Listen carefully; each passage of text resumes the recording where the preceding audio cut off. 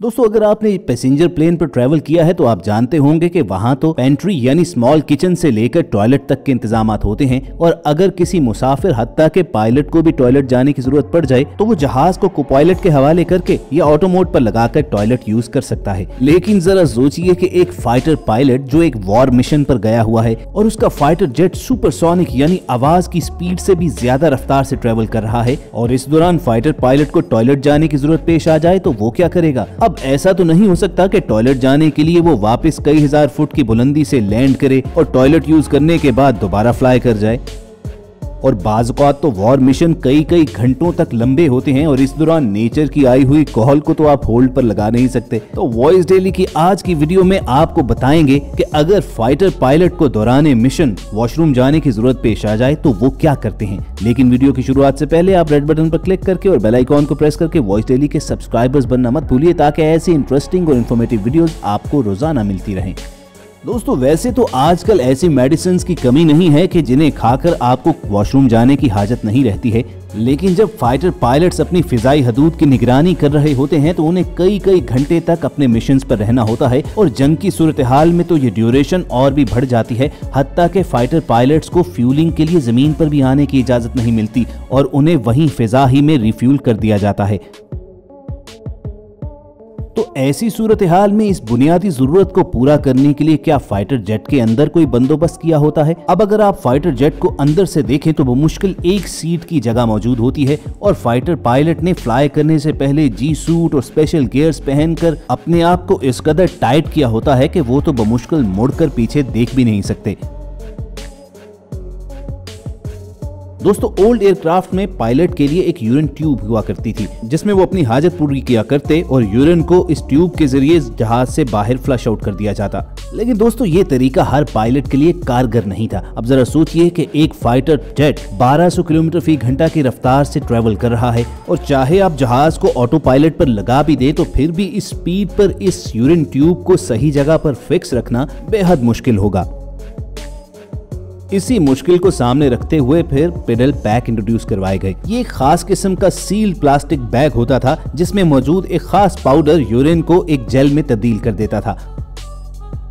अब pedal pack के जरिए फाइटर पायलट्स के लिए आसानी तो पैदा हो गई, लेकिन इसके साथ साथ कुछ और प्रॉब्लम्स भी मौजूद थी। पेडल पैक को यूज करने के लिए फाइटर पायलट को सबसे पहले तो अपने जहाज को एक रीजनेबल हाइट पर लाना होता था, फिर उसकी स्पीड को बैलेंस करना होता था और उसके बाद जहाज को ऑटो पायलट पर डालकर वो अपना जी सूट अनजिप करता था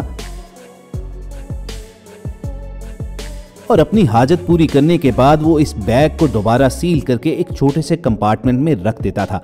लेकिन एक बात जहन में रखिए कि फाइटर पायलट के जी सूट को अनजिप करना और फिर दोबारा पहनना उतना आसान नहीं है जितना कि आप किसी भी अपनी जैकेट को आसानी से कर लेते हैं।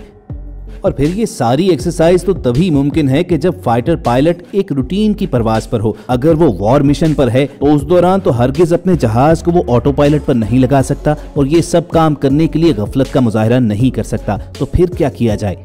इस प्रॉब्लम को ओवरकम करने के लिए फाइटर पायलट्स के लिए स्पेशल किस्म के डायपर्स और एक खास डिवाइस जिसे AMX DMX कहा जाता है इंट्रोड्यूस करवाई गई।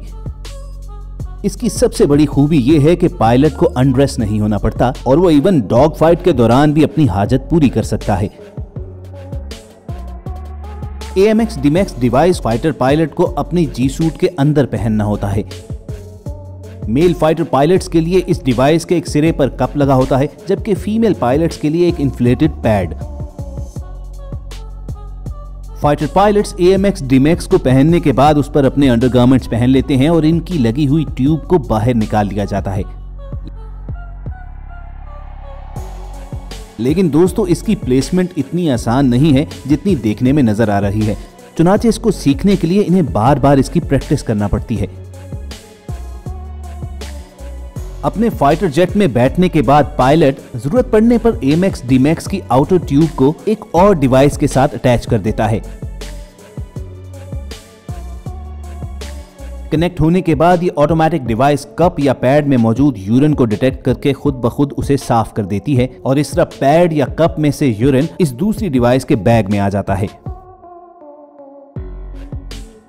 उसके बाद पायलट्स इस कंट्रोल यूनिट को रोल करके किसी भी अवेलेबल पॉकेट में रख लेते हैं। अब यकीनन वॉइस डेली के देखने वालों के जहनों में कई सजेशंस आ रही होंगी। एक तो ये कि इतनी मुशक्कत करने के बजाय अगर पायलट कुछ देर के लिए सब्र का मुजाहिरा करता रहे तो वो अपनी हाजत बाद में पूरी कर ले, तो ऐसा मुमकिन नहीं है। हम पहले ही आपको बता चुके हैं कि वॉर मिशंस हों या रूटीन की चेकिंग फ्लाइट्स, बाज़ औक़ात पायलट्स को कई कई घंटे तक हवा ही में रहना पड़ता है।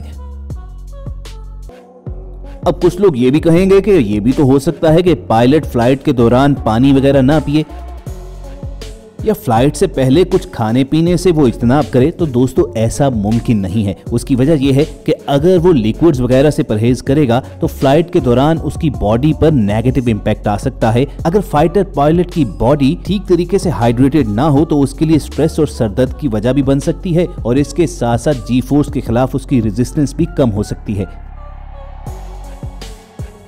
रही ये बात कि फाइटर पायलट्स अगर कोई स्पेशल मेडिसिन ले लें कि जिनसे कई घंटे तक उन्हें वॉशरूम जाने की जरूरत महसूस ना हो, तो ये भी जान लीजिए कि बाज मेडिसिन के साइड इफेक्ट्स इस तरह के होते हैं कि इंसान की सोचने समझने और क्विक फैसला करने की सलाहियत थोड़ी सी मान पड़ जाती है। और आप तो जानते हैं कि वॉर मिशंस में या डॉग फाइट के दौरान पायलट्स को मिनटों में नहीं बल्कि सेकंड्स के अंदर फैसला करना होता है।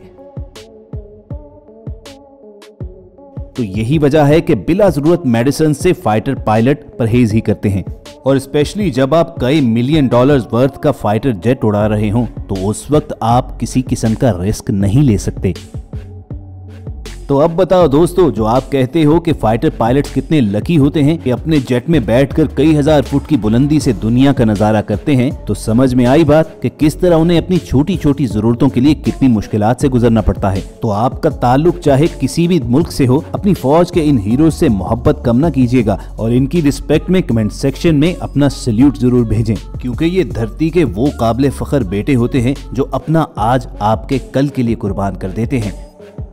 और वतन की सरहदों की हिफाजत करते हुए ये अपनी जान बगैर सोचे समझे यूं ही कुर्बान कर देते हैं ताकि नीचे जमीन पर आप लोग आराम और सुकून के साथ जिंदगी बसर कर सकें। यही वजह है कि फौज चाहे किसी भी मुल्क की हो, उस मुल्क में उसे भरपूर रिस्पेक्ट और ऑनर दिया जाता है।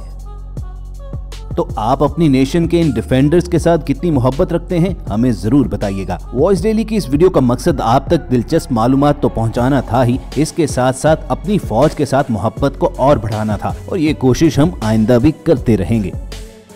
टीम वॉइस डेली को पूरी उम्मीद है कि इस वीडियो से आपकी इन्फॉर्मेशन में जरूर इजाफा हुआ होगा। अगर वीडियो अच्छी लगी हो तो इसे लाइक करके फेसबुक और व्हाट्सएप के जरिए दूसरे लोगों के साथ शेयर करें और ऐसी ही इन्फॉर्मेटिव वीडियोस फ्यूचर में हासिल करने के लिए रेड बटन पर क्लिक करके और बेल आइकॉन को प्रेस करके वॉइस डेली के सब्सक्राइबर्स बन जाइए। जल्द आपसे दोबारा मुलाकात होगी। सुनते रहिए वॉइस डेली।